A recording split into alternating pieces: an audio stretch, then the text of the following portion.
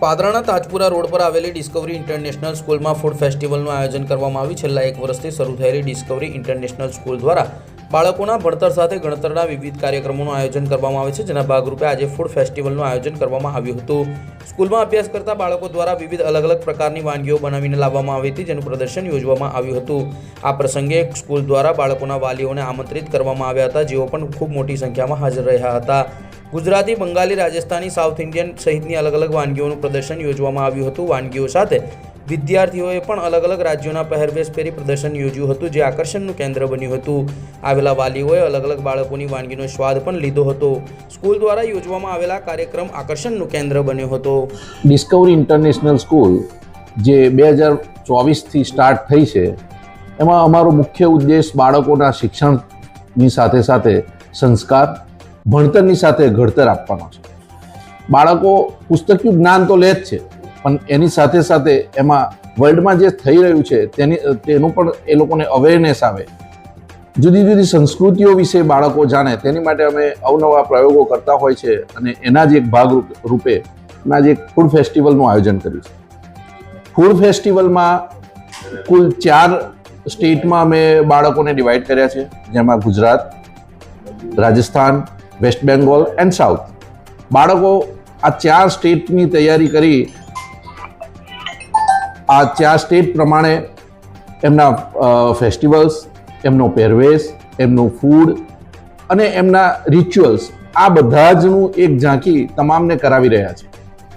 સૌથી મોટી વાત એ છે કે બાળકોને પ્રોત્સાહિત કરવા અમે અમારા વાલીશ્રીઓને આમંત્રણ આપ્યું અને તમામ વાલીશ્રીઓ ખૂબ મોટી સંખ્યામાં અહીંયા બાળકોને પ્રોત્સાહિત કરવા માટે હાજર રહ્યા.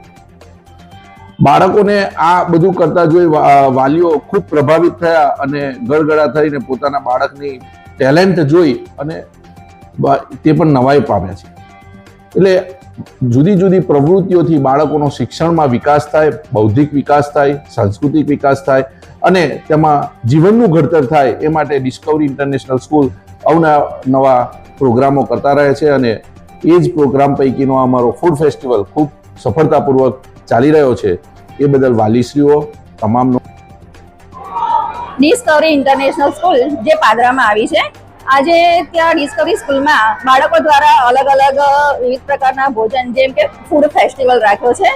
આજે ફૂડ ફેસ્ટિવલમાં બંગાળી, ગુજરાતી, સાઉથ ઇન્ડિયન, રાજસ્થાની બધા ફૂડ અવેલેબલ છે અને આ બાળકો ઘરેથી બનાવી લાવ્યા છે. બાળકોને પણ એટલો ઉત્સાહ હતો કે આજે ત્યાં બધું બનાવીને લઈ જવાનું છે. અને હું આજે એક પેરેન્ટ્સ તરીકે આવી છું અને બધાનો ટેસ્ટ આજે મેં કર્યો છે અને ખૂબ સરસ બધી વાનગી છે.